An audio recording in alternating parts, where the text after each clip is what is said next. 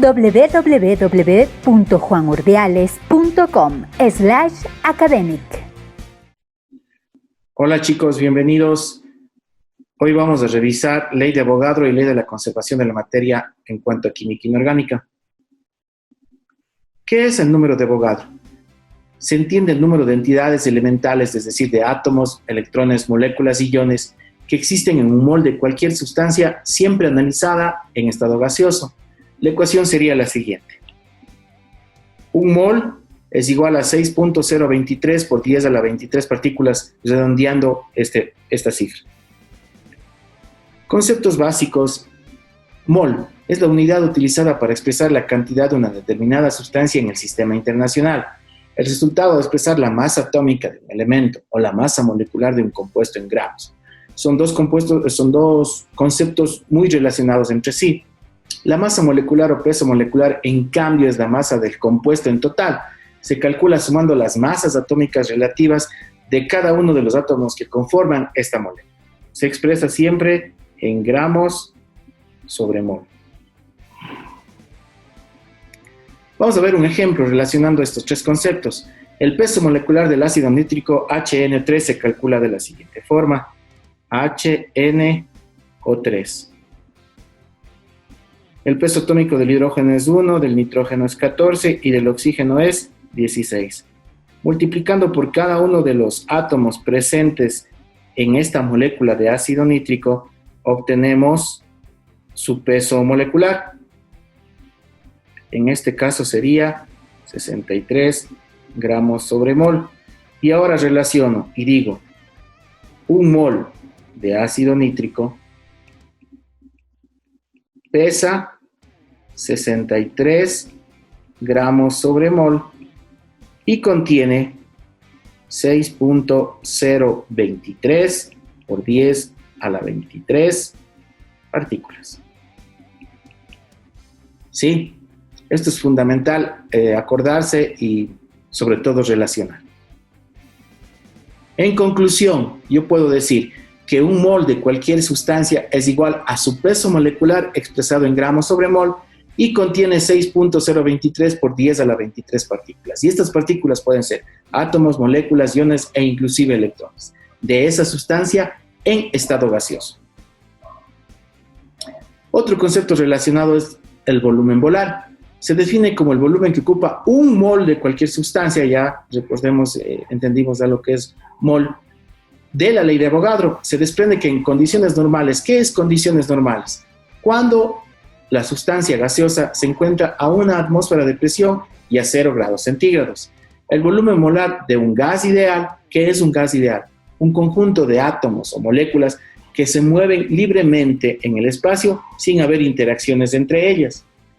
Este valor es constante y es igual a 22.4 litros. Entonces puedo decir que el volumen molar es un valor constante en condiciones normales de 22.4 litros. Recuerden, condiciones normales. ¿Y qué son las condiciones normales? Una atmósfera de presión y 0 grados centígrados. Condiciones normales. Una atmósfera de presión, y 0 grados centígrados. Vamos a entender el concepto del número de moles. Es el cociente entre la masa de una sustancia expresada en gramos y el peso molecular en gramos sobre mol de dicha sustancia. Aquí tenemos muy presente la fórmula. Ejemplo, calcular el número de moles N presentes en 20 gramos de ácido nítrico. Anteriormente ya habíamos calculado que el peso molecular del ácido nítrico es de 63 gramos sobre mol. De eso, yo digo que el número de moles va a ser igual a la masa sobre el peso molecular. Aquí tenemos la masa que nos dan como dato. Por lo tanto, el número de moles va a ser los 20 gramos que tengo aquí, dividido para los 63 gramos sobre mol. Gramos con gramos se van y resolvemos la ecuación, o lo podemos dejar expresado según sea el caso, como ustedes deseen,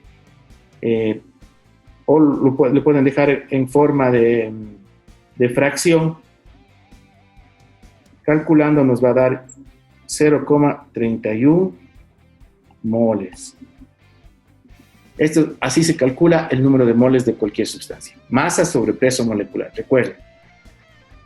Por lo tanto, vamos a definir otras fórmulas que también vamos a trabajar en las clases en vivo. Podemos calcular el volumen y el peso de un gas ideal de la siguiente manera o de la siguiente fórmula.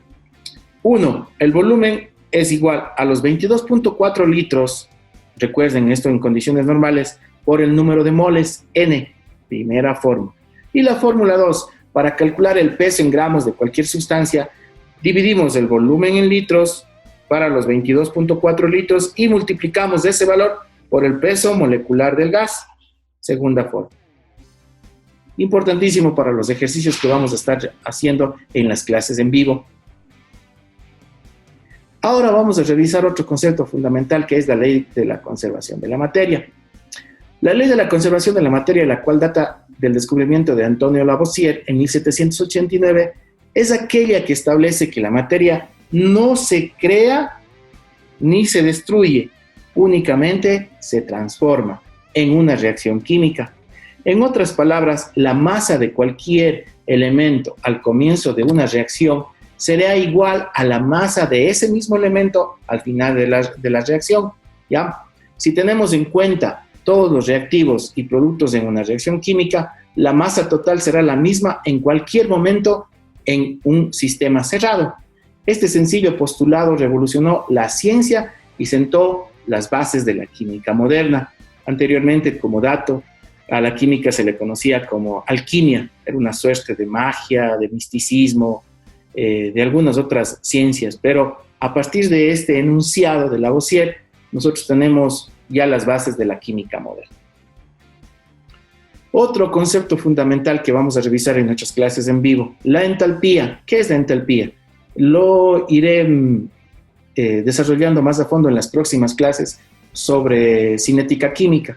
La entalpía es una medida del calor absorbido o liberado a presión constante en un proceso químico. Por ejemplo, nos dan el valor de la energía total en forma de calor liberada cuando se oxida o se quema por completo un combustible, ya como los combustibles fósiles que conocemos, las gasolinas, o la glucosa que consume nuestro cuerpo. Veamos un ejemplo en la vida cotidiana. Por ejemplo, te sirven la comida caliente a alta temperatura y la dejas en la mesa por un momento. Dejas que pase el tiempo, al cabo de cierto momento vas y observas que tu comida ya está fría.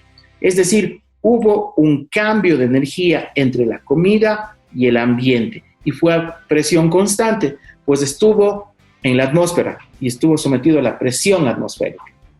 Esta energía transferida o liberada se conoce con el nombre de entalpía.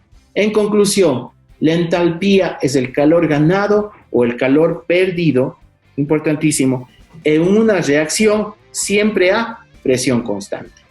Y la entalpía se la denota con la letra H. Esto significa entalpía o, dicho de otra forma, calor. Aquí tenemos un esquema gráfico bastante importante para entender cuándo hay entalpía positiva y cuándo hay entalpía negativa y los conceptos de endotérmico y exotérmico. La entalpía H de la palabra griega entalpien, que significa calentar, se refiere al calor absorbido o liberado siempre a presión constante. Acabamos de revisar esto.